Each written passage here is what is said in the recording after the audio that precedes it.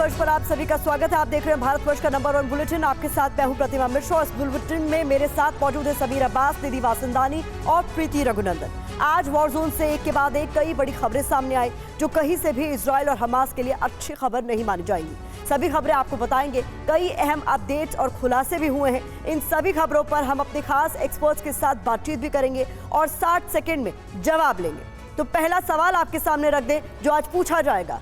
रूस में Hamas Iran की बड़ी बैठक, त्रिमूर्ति का अगला कदम क्या? दूसरा सवाल जो हम अपने एक्सपर्ट से जिसका जवाब जानने की कोशिश करेंगे, हमास की नई शर्त, खटाई में बंधकों की रिहाई। ये दूसरा और अहम सवाल जिस पर हम अपने एक्सपर्ट से 60 सेकंड में उनकी राय जानेंगे। फिर तीसरे सवाल की बात करें तो आज पूछेंगे हम कि गाजा में ताबड़तोड़ हमले हो रहे हैं, कब तक लोगों की जान ऐसे ही जाती रहेगी? चौथे सवाल में हम पूछेंगे हमास के टॉप कमांडर्स को मारने के पीछे की रणनीति आखिरकार क्या है?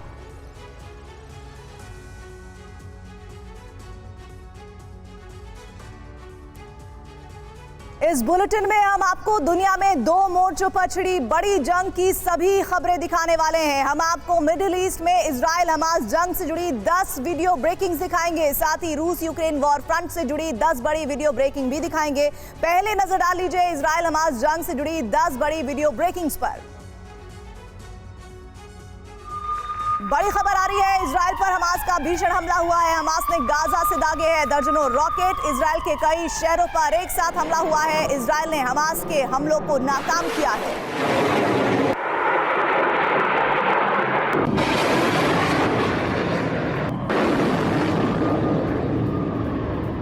अगली बड़ी खबर इस बीच सामने आ रही है। इजरायली ड्रोन पर हमास का एक्शन। हमास ने इजरायली ड्रोन को मार गिराया। गाजा में गिरा इजरायली ड्रोन का टुकड़ा। ये तस्वीर आपके सामने है।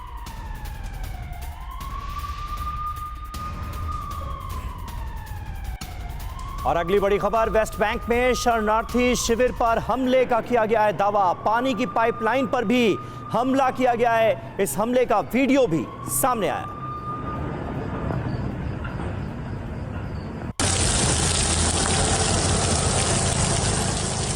और एक और बड़ी खबर आपको बता दें, हिजबुल्लाह के ठिकानों पर हवाई हमला। इजरायली सेना ने टैंक रोधी मिसाइलें दागी हैं। हिजबुल्लाह के कई लड़ाके मारे गए।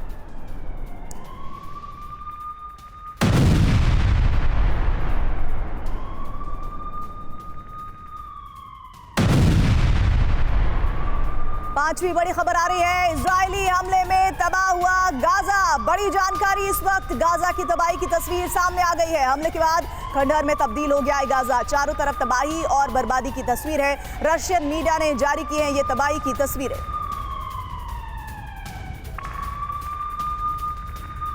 अगली बड़ी खबर आपके सामने, इजराइल पर लेबनान की शेलिंग को लेकर इजरायली पोस्ट पर लेबनान का हमला।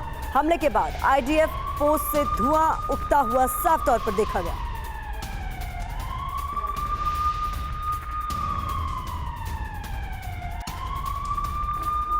और अगली बड़ी खबर, जंग के बीच ईरानी सेना ने की है बड़ी तैयारी। ईरानी सेना का कल से बड़ा युद्धाभ्यास। सैन्य अभ्यास को इख्तिदार 1402 का नाम दिया गया। मध्य ईरान के नसराबाद में युद्धाभ्यास।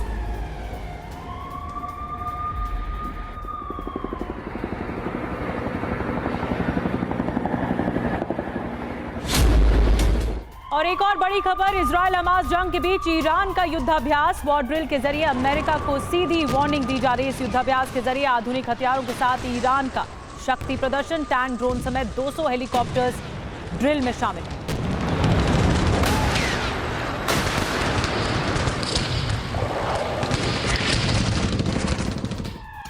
नौवीं बड़ी जानकारी ये मिल रही है कि तेल अवीव पर हमास ने सैकड़ों रॉकेट दागे हैं। आसमान में दिख रहे रॉकेट की लगातार संख्या बढ़ती जा रही है। आयरन डोम ने हमले नाकाम भी कर दिए हैं।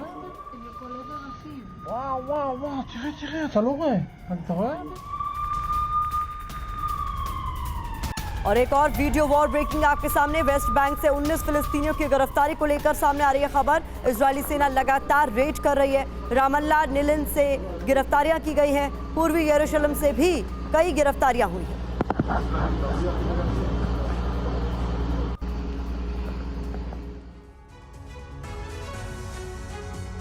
और बेहद अहम खबर आ रही है तेल अवीव से। तेल अवीव पर अभी अभी एक बड़ा हमला हुआ है। हमास ने तेल अवीव पर दागे हैं रॉकेट। हमास ने रिहायशी बिल्डिंग्स को तेल अवीव की निशाना बनाया है। हमले में 3 इमारतें क्षतिग्रस्त हो गई हैं और आग लग गई है। हमले में 3 नागरिकों के घायल होने की खबर भी सामने आ रही है। ये देखिए हमले के बाद की तस्वीरें आपके सामने हैं, किस तरह से हमास की तरफ से ये रॉकेट छोड़े गए, तेल अवीव को निशाना बनाया गया। और खास बात यह है कि रिहायशी इमारतों पर ये रॉकेट मारे गए हैं, जिसके बाद बिल्डिंग में आग लग गई है। कई नागरिक घायल बताए जा रहे हैं इस हमले के बाद। ये तस्वीरें तेल अवीव की आपके सामने हैं। हमास की तरफ से यहां दागे गए हैं रॉकेट।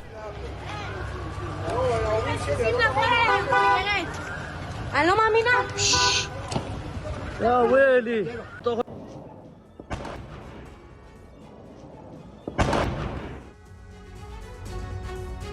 और एक और बड़ी खबर, इजराइल वॉर के बीच रूस, ईरान और हमास की मीटिंग चल रही है। बैठक में युद्ध की रणनीति पर चर्चा हो रही है। मीटिंग में अमेरिकी मदद और एक्शन पर भी चर्चा। रूस ने ईरान को हर संभव मदद का भरोसा दिया है। हमास नेताओं से रूस की मीटिंग को इजराइल ने इसकी निंदा की। ये तस्वीरें आपको दिखा रहे हैं, अमेरिकी मदद और एक्शन पर चर्चा हो रही है।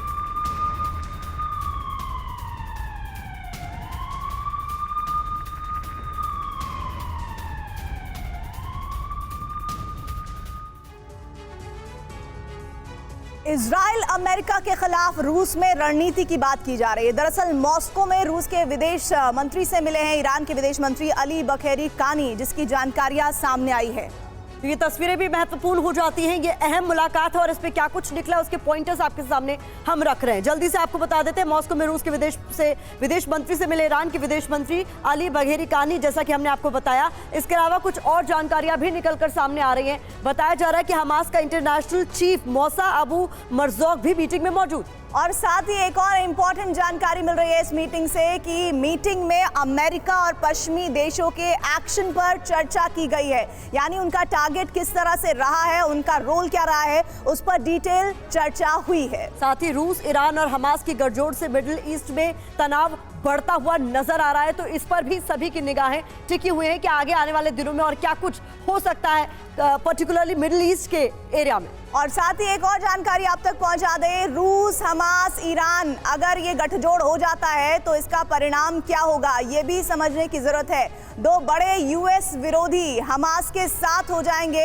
ये बड़ी इंफॉर्मेशन प्रतिमा व्यूअर्स के लिए है। बिल्कुल प्रीति, और इसके अलावा बड़े गठजोड़ से अमेरिका को चुनौती मिलती नजर आ रही है, ये भी एक महत्वपूर्ण जानकारी। और इजराइल के लिए चुनौती आने वाले वक्त में बढ़ेगी, इसके संकेत भी इस पूरे घटनाक्रम से समझ आते हैं। साथ ही साथ मिडिल ईस्ट में हमास की प्रति समर्थन बढ़ेगा, ऐसा भी आने वाले दिनों में देखा जा सकता है। और इन सब बातों के अलावा अमेरिकी दखल बढ़ते ही बड़े युद्ध का खतरा मंडराने लगेगा। और बता दें आपको, इजराइल वॉर का दायरा बढ़ने से कुछ भी मुमकिन हो सकता है आने वाले दिनों पर, जिस पर सभी की निगाहें टिकी रहने वाली है। तो रूस प्लस हमास प्लस ईरान, क्या परिणाम निकल कर आएगा, उसको लेकर महत्वपूर्ण जानकारी हमने आपके सामने रखी ताकि आप जमीनी हालात समझ सकें। तो ऐसे में आप ये समझ लीजिए कि इस वॉर में अब थर्ड फ्रंट जो कहा जा रहा था वो खुलने जा रहा है। और इस बीच हमारे साथ इस पूरे मामले को, इस पूरी चर्चा को प्रतिमा विस्तार देने के लिए कुछ मेहमान भी जुड़ रहे हैं। बिल्कुल, बता दें संवाददाता मनीष झा जो है वो सीरिया बॉर्डर से हमें ज्वाइन कर रहे हैं और defence expert brigadier retired Vinod Datta साहब ने हमें ज्वाइन कर लिया है। सर, बहुत महत्वपूर्ण हो जाता है ये समझना, आप 60 सेकंड में हमारे एक्सपर्ट्स हमें बताने वाले हैं। दत्ता साहब, आप ही बताइए कि रूस, हमास, ईरान की बड़ी बैठक के बाद अब अगला कदम क्या? जिस तरह का ये कॉल्यूशन बनता जा रहा है और इसमें कोई शक नहीं था विश्व समुदाय को कि हमास इस हमले की उन्होंने कई दिनों से तैयारी की थी और बिना बड़ी शक्तियों की मतलब सपोर्ट से या उनके संसाधनों के बगैर हमास इतने बड़ा हमला नहीं कर सकता था। तो इसमें यकीनन रूस का जो हाथ है या ईरान का जो समर्थन उसको मिल रहा है वो अब जग जाहिर हो चुका है। और अमेरिका इस पे बड़ी क्लोज वॉच रखे हुए है, क्योंकि जैसा आपने खुद ही बताया था अभी कि जिस तरह से नया वर्ल्ड ऑर्डर रिकास्ट हो रहा है, जिस तरह से समीकरण बन रहे हैं, वो ये दर्शाता है कि कैसे इजराइल को अलग थलग किया जाए। लेकिन इजराइल के साथ अगर आप देखें, विश्व की जो शांति प्रिय डेमोक्रेसीज हैं या जो देश हैं वो उसके साथ हैं, क्योंकि विश्व नहीं चाहता कि आतंकवाद इस विश्व के ऊपर भारी हो। और वो ये यकीनन इंश्योर करेंगे कि आतंकवाद की कमर तोड़ी जाए, क्योंकि आतंकवाद की कमर तोड़ी जाए। और इस बात को लेकर ईरान भी प्रतिबद्ध होगा कि किस तरह से बैठकें करके वो प्रॉक्सी वॉर छेड़ने की कोशिश कर रहा है। मनीष भी हमारे साथ जुड़े हुए हैं ग्राउंड जीरो से, लेकिन मनीष पहुंच गए हैं सीरिया बॉर्डर में, और सीरिया में जो ताजा हमले हुए अमेरिका की तरफ से, वो बताते हैं कि अमेरिका भी जंग में कूदता हुआ दिख रहा है। मनीष, इस वक्त ताजा हालात क्या है? बिल्कुल, देखिए, हम उस ज़मीनी हकीकत को बता रहे हैं, और ज़मीनी हकीकत को बताने के लिए अमेरिका द्वारा सीरिया पर किए गए हमले के महज कुछ घंटे के भीतर TV9 की टीम उस जगह पर मौजूद है। हम जहां खड़े हैं, दरअसल ये ज़मीन तो वैसे सीरिया की थी, लेकिन 1967 में 6 दिनों के युद्ध के बाद अब ये इजराइल के कब्जे में है। इस वक्त आप उस बोर्ड को भी हमारे दुनिया भर के दर्शक देख रहे होंगे, मजदल साम्स, जो कि गोलन हाइट्स की राजधानी होती थी।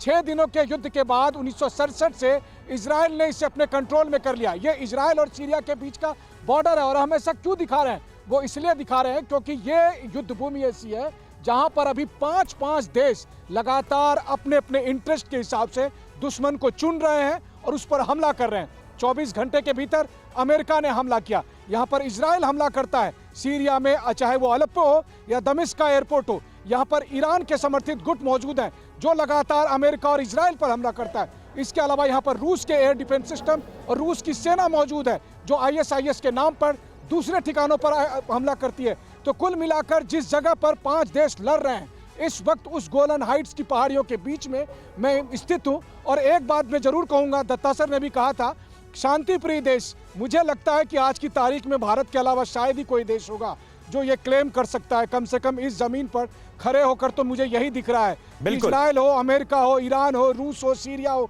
सब एक दूसरे पर बमबारी ही कर रहे हैं। जी बिल्कुल मनीष, बने रहें आप हमारे साथ। सीरिया बॉर्डर से हमारे संवाददाता मनीष झा लगातार पल पल की अपडेट हम तक पहुंचा रहे हैं, और बिल्कुल जो मौजूदा स्थितियां हैं वो साफ ये कह रही हैं कि शांति की बात अगर कोई करता हुआ मुल्क, कोई देश नजर आता है तो वो भारत है। गाजा पर इजराइल का भीषण हमला हुआ है। इजराइल ने इमारत को यहां पर बनाया निशाना।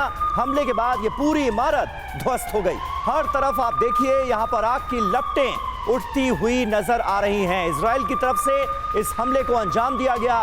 एक इमारत पूरी तरह से जमींदोज हो गई, और हमले के बाद पूरी इमारत आग की लपटों से घिर गई।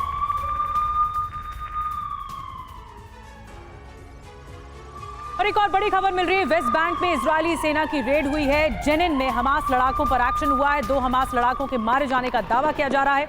12 से ज्यादा लोग इस मामले में गिरफ्तार किए गए हैं।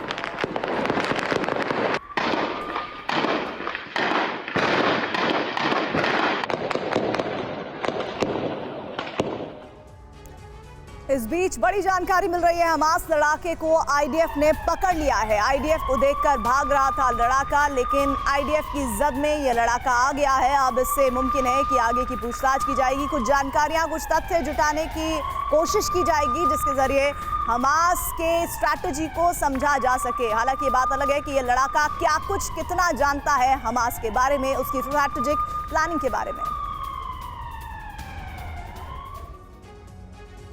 और इधर हमास ईरान के खिलाफ अमेरिका का एक्शन भी नजर आ रहा है। बता दें आपको, बड़ी खबर सामने आ रही है, हमास पर अमेरिका ने प्रतिबंध लगाए हैं। अमेरिका ने हमास की संपत्ति सीज की, हमास के निवेश वाली कंपनियों पर नजर बनाए हुए हैं। इस्लामिक जिहाद के खिलाफ भी अमेरिका का एक्शन नजर आ रहा है।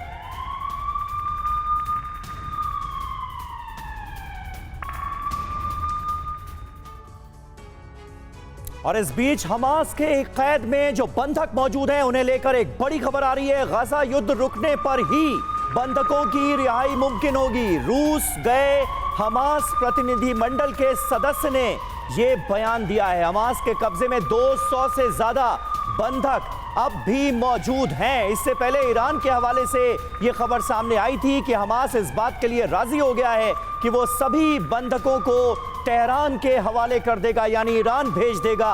लेकिन अब ये नई जानकारी सामने आ गई है। रूस गए हमास प्रतिनिधिमंडल के सदस्य ने यह दावा किया है कि जब तक गाजा युद्ध रुक नहीं जाता तब तक बंधकों की रिहाई मुमकिन नहीं है।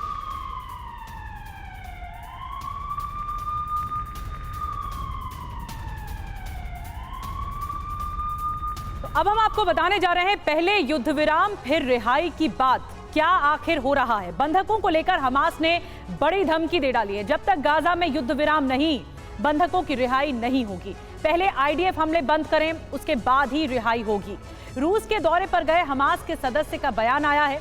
गाजा में हमास के कब्जे में 200 से ज्यादा लोग इस वक्त हैं। इजराइल समेत 12 देशों के नागरिक बंधक बनाए गए हैं। और इजरायली हमले में गाजा में 7028 लोगों के मारे जाने की भी खबर है। तो ये बड़ी जानकारी इस वक्त हम आपको दे रहे हैं, जो बता रही है कि पहले युद्ध विराम फिर रिहाई की बात किस तरह से आगे बढ़ सकती है। और एक बार फिर से दत्ता साहब का रुख कर लेते हैं। दत्ता साहब, आप अभी बात कर रहे थे, जिस बात का जिक्र अभी मनीष ने भी किया, कि शांति प्रिय देश की अगर हम बात करें तो इस वक्त शांति प्रिय देश अगर कोई है तो वो भारत है। लेकिन मौजूदा वक्त में इस इनिशिएट को आगे लेने के लिए कोई और देश आपको दिख रहा है जो हालात को बेहतर तरफ, सकारात्मक तरफ मोड़ सके? देखिए, जिस तरह से भारत का स्टेटस और स्टेचर दोनों बढ़ा है और जिस तरह से हमारा जो नेशनल कैरेक्टर है देश का, वो ये बताता है कि भारत ने हमेशा शांति की बात की है। भारत, देखिए, किसी भी धड़े में भारत शामिल नहीं है, चाहे वो अमेरिकन सेंट्रिक वर्ल्ड ऑर्डर हो या वो साइनो सेंट्रिक वर्ल्ड ऑर्डर हो। तो भारत ने हमेशा जो अपना जो रवैया है वो रखा है और भारत ने हमेशा विश्व शांति के लिए अपने प्रयास किए हैं। और आप देखिए, रूस और यूक्रेन वॉर में भी अगर कोई देश जो समझौता करा सकता था वो था इंडिया, लेकिन वो चाइना को मंजूर नहीं था और रशिया की चाइना की तरफ उसका झुकाव था या रुझान था। तो मेरा कहने का मतलब ये है कि भारत एक ऐसी शक्ति है जिस, आप देखिए 1971 वॉर देखिए, अगर भारत चाहता तो बांग्लादेश को अपने देश में मिला सकता था, लेकिन भारत ने 13 दिन में ईस्ट पाकिस्तान को अलग करके एक नए, सर, किसी से उम्मीद है तो वो भारत से है और उम्मीद हम भी यही करते हैं कि युद्ध जल्द से जल्द रुक जाए। इस बीच अगली बड़ी खबर का हम रुख कर रहे हैं। गाजा को लेकर संयुक्त राष्ट्र की बड़ी चेतावनी सामने आई है। गाजा में जल्द कई और लोग मरेंगे, ये यूएन का कहना। गाजा में लगातार हालात बिगड़ते जा रहे हैं। इस बीच यूएन की बड़ी चेतावनी सामने आई है गाजा को लेकर कि कई और लोगों के मारे जाने की आशंका गाजा में है।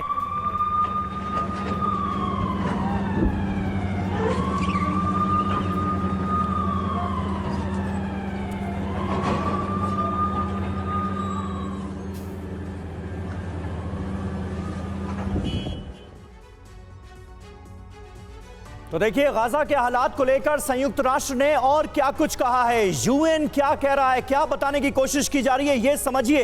यूएन दरअसल वार्निंग दे रहा है। गाजा में त्राहिमाम मचा हुआ है। गाजा की घेराबंदी से मौत का आंकड़ा तेजी से बढ़ेगा, ये बताया गया है। जी, और गाजा में दवाएं खत्म हो रही हैं, भोजन पानी यानी खाना पानी नहीं मिल रहा है। ये एक सबसे बड़ी चुनौती भी है, लेकिन यूएन की चेतावनी सामने आई है। अगला पॉइंटर ये है कि गाजा में लोग सिर्फ बम और हमलों से नहीं मर रहे हैं, बाकी वजहों से भी, यानी गाजा में जो बुनियादी चीजें, बुनियादी सुविधाएं हैं, वो तक चरमरा रही हैं। ये सबसे बड़ी चुनौती है। बिल्कुल, और यूएन आगाह कर रहा है इसके लिए, लेकिन इससे कोई फर्क नहीं पड़ रहा है। यूएन सिर्फ आगाह कर रहा है, इससे ज्यादा वो कुछ कर भी नहीं सकता। कुछ दिनों में बड़ी मदद नहीं मिली तो बड़ी त्रासदी तय है। यूएन इसे लेकर चेता रहा है, लेकिन यूएन की सुन कौन रहा है? अस्पतालों में हर दिन 1,60,000 लीटर ईंधन की जरूरत है और ईंधन की कमी की बात लगातार फिलिस्तीनी मीडिया की तरफ से कही जा रही। जी हाँ, तो ये लगातार ये सामने आ रहा है कि गाजा में त्राहिमाम मचा हुआ है। एक और बड़ी खबर इस बीच बता दें आपको, इजरायली हमले में हमास का कमांडर ढेर हो गया है। हमास कमांडर मिदहत मुबाशेर ढेर कर दिया गया। वेस्ट बैंक के खान यूनिस पर इजराइल का हवाई हमला हुआ है। हमास के ठिकाने पर बारूदी बारिश हुई है। पिछले 24 घंटे में हमास के 6 कमांडर ढेर कर दिए गए। बहुत बड़ा झटका हमास को लगातार नुकसान पहुंचा रहा है इजराइल।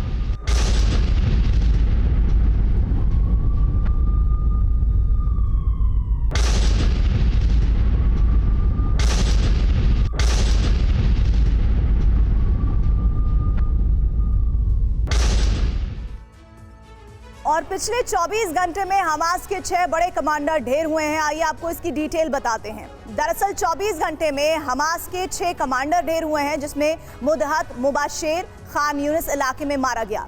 इजरायली बस्तियों पर हमले का इस पर आरोप था। इसके अलावा हसन अल अब्दुल्ला हमास के रॉकेट यूनिट का हेड था। ये खान यूनिस इलाके में इसे भी इजरायली फोर्सेस ने कर दिया ढेर। इजराइल पर रॉकेट अटैक्स जो लगातार हुए उसकी जिम्मेदारी भी इसी की थी। रफत अब्बास दाराज तुवाफ बटालियन का कमांडर था, हमास के बड़े कमांडरों का करीबी था और 7 अक्टूबर के हमले में प्रमुख की भूमिका इसने निभाई थी, यह भी मारा गया। इसके अलावा इब्राहिम जेदेवा ये दाराज तूफा बटालियन का डेप्यूटी कमांडर था, लड़ाकू विमान चलाने में माहिर माना जाता है। 7 अक्टूबर के हमले में इसकी भूमिका काफी बड़ी थी, इसे भी कर दिया गया है ढेर। साथ ही तारेक मारूफ दाराज बटालियन का सपोर्ट कमांडर था और लड़ाकू विमानों के इस्तेमाल की जिम्मेदारी इसी पर थी। 7 अक्टूबर के हमले में इसकी भी प्रमुख भूमिका रही थी। तो बता दें आपको, हमने बहुत महत्वपूर्ण जानकारी आपके सामने रखी है। इस बीच खबर यह भी सामने आ रही है कि इजरायली फोर्स ने अपनी खुफिया विंग शिन बेट के साथ मिलकर हमास के इन कमांडरों को ढेर किया है। उनको लेकर जानकारी हम दे रहे हैं। शिन बेट के बारे में जानकारी आपके सामने, आईडीएफ की सीक्रेट शिन बेट। बता दें क्या है शिन बेट? इजराइल की एलीट कमांडो यूनिट है शिन बेट। इसके अलावा काम क्या करती है तो समझ लीजिए, दुश्मन की टोह लेना इनका काम है, हमले के लिए ग्राउंड तैयार करना इनका काम है और दुश्मन पर अचूक वार भी ये करते हैं। बिल्कुल, और ये बहुत बड़ी ताकत मानी जाती है इजराइल की सीमा के बाहर लक्ष्य निर्धारण में भी इन्हें महारत हासिल है। इसके अलावा जो मौजूदा युद्ध चल रहा है उसमें इनकी भूमिका को समझिए। हमास के ठिकानों पर अटैक किए जा रहे हैं, कमांडो मिशन को अंजाम देना और बंधकों की सुरक्षा का जिम्मा, वो बंधक जो कि इस वक्त हमास की कैद में हैं, उनकी सुरक्षा का अहम जिम्मा भी इन्हीं के पास है। और एक और बड़ी खबर इस बीच मिल रही है। आपको बता दें कि इजराइल की गाजा में बमबारी जारी है। 7,000 से ज्यादा लोगों के मरने का दावा किया जा रहा है। फिलिस्तीनी स्वास्थ्य मंत्रालय ने ये आंकड़े जारी किए हैं।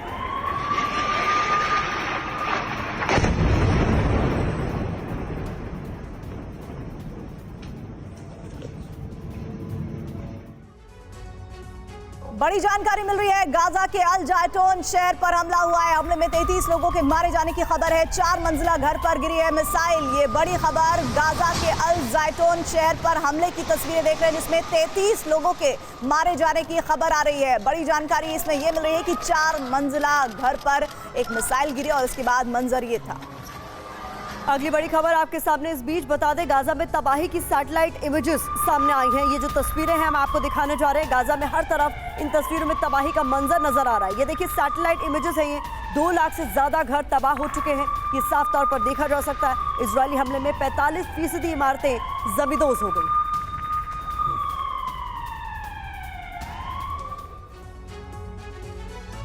और अब आपको सैटेलाइट तस्वीरों के जरिए बताते हैं कि गाजा में किस कदर विध्वंस हुआ है। गाजा की जो सैटेलाइट इमेजेस अब सामने आई हैं वो दिल दहला देने वाली हैं। लगातार हमले जारी हैं, 2 लाख घर तबाह हो गए हैं, 45% इमारतें अब तक जमींदोज हो चुकी हैं, अस्पताल और स्कूल भी निशाना बने हैं। 7,000 से ज्यादा लोगों की जान गई है और जो नॉर्थ गाजा के तमाम इलाके हैं वो तो पूरी तरह से बर्बाद हो चुके हैं, खंडहर में तब्दील हो चुके हैं। पहले और अब की तस्वीरें, एक नंबर, हाँ, पहले और अब की तस्वीर दिखा रहे हैं। और इस्बित इलाका, ये उत्तरी गाजा का, जहां पर आप देख रहे हैं तबाही कैसे, पहले का हालात क्या है और अब के हालात क्या है। पूरी तरह से ये इलाका खाली हो चुका है। घनी आबादी वाला इलाका था लेकिन पूरी तरह से देखिए ये कैसे नेस्त नाबूद हो गया। तीसरे नंबर की तस्वीर आपको दिखा रहे हैं। 1, 2, 3 तस्वीरें आपको दिखा चुके हैं। चौथी तस्वीर दिखा रहे हैं। पहले किस तरह से ये देखिए इमारतें नजर आ रही हैं, लेकिन उसके बाद ये पूरा इलाका तहस नहस। और ये अल करामा इलाका है नॉर्थ गाजा का, जिसकी तस्वीरें आपके सामने हैं पहले और बाद की।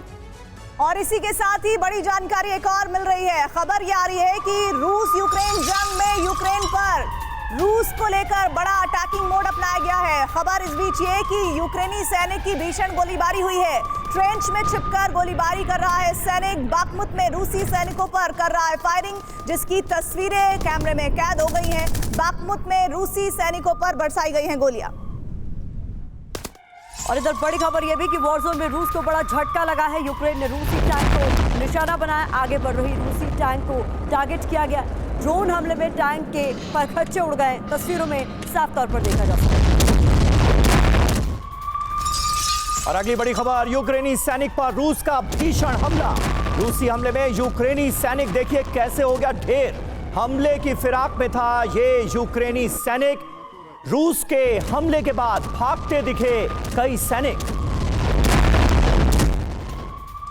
और एक और बड़ी खबर, बाखमुत में रूस का जबरदस्त हमला। रूस ने यूक्रेनी आर्म व्हीकल को तबाह कर दिया।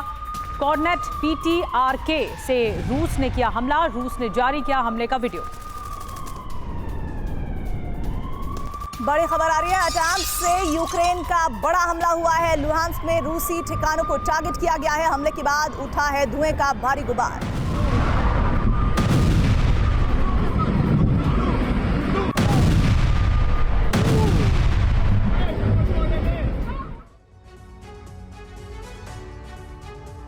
प्रधानमंत्री मोदी आज भगवान श्री राम की तपोभूमि चित्रकूट पहुंचे, जहां उन्होंने जगत गुरु स्वामी रामभद्राचार्य से भेंट की और उनका आशीर्वाद लिया। उन्होंने जगत गुरु की लिखी 3 पुस्तकों का इस मौके पर विमोचन भी किया। प्रधानमंत्री श्री सदगुरु सेवा संघ ट्रस्ट के कई कार्यक्रमों में भी शामिल हुए। उन्होंने तुलसी पीठ और कांच मंदिर में भी पूजा अर्चना की। प्रधानमंत्री और जगत गुरु ने इस मौके पर मौजूद लोगों को संबोधित भी किया। आप भी सुनिए। अभिनंदन पत्र के माननीय प्रधानमंत्री, मेरे 2 मित्र हैं। सांसारिक दृष्टि में लोक में मेरे मित्र हैं नरेंद्र भाई मोदी। ये कोई चाटुकारिता नहीं। भारत के यशस्वी प्रधानमंत्री नरेंद्र भाई मोदी और अलौकिक मित्र हैं भगवान श्री कृष्ण। मेरे अभिन्न मित्र, भारत के यशस्वी प्रधानमंत्री जिन्होंने 9 वर्षों में भारत की काया बदल डाली। कौन कल्पना कर सकता था कि हम चंद्रमा के दक्षिण ध्रुव पर चले जाएंगे? कौन कल्पना कर सकता था? इलेक्शन कमीशन से मैंने पूछ लिया है, 370 हट जाएगी। कौन कल्पना कर सकता था ट्रिपल तलाक समाप्त होगा? कौन कल्पना कर सकता था कि महिला आरक्षण विधेयक पास होगा? ऐसे यशस्वी प्रधानमंत्री मेरे, भले वो मुझे गुरुजन कहे, पर वो मेरे मित्र हैं। मैं उन्हें मित्र ही मानता हूं और मित्र ही मानता रहूंगा। आज इस पवित्र स्थान पर मुझे जगत गुरु जी की पुस्तकों के विमोचन का अवसर भी मिला है। मैं इन पुस्तकों को जगत गुरु जी के आशीर्वाद का एक और स्वरूप मानता हूं। दुनिया में इन हजारों वर्षों में कितनी ही भाषाएं आई और चली गई। नई भाषाओं ने पुरानी भाषाओं की जगह ले ली, लेकिन हमारी संस्कृत आज भी उतनी ही अक्षुण्ण, उतनी ही अटल है। संस्कृत समय के साथ परिष्कृत तो हुई, लेकिन प्रदूषित नहीं हुई।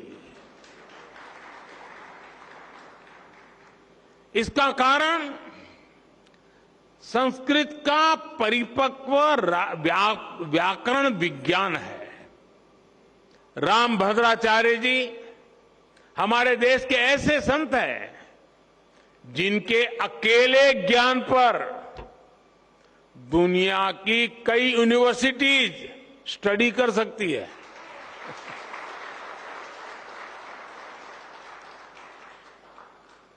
बचपन से ही भौतिक नेत्र न होने के बावजूद आपके प्रज्ञा चक्षु इतने विकसित हैं कि आपको पूरे वेद वेदांग कंठस्थ है। आप सैकड़ों ग्रंथों की रचना कर चुके हैं।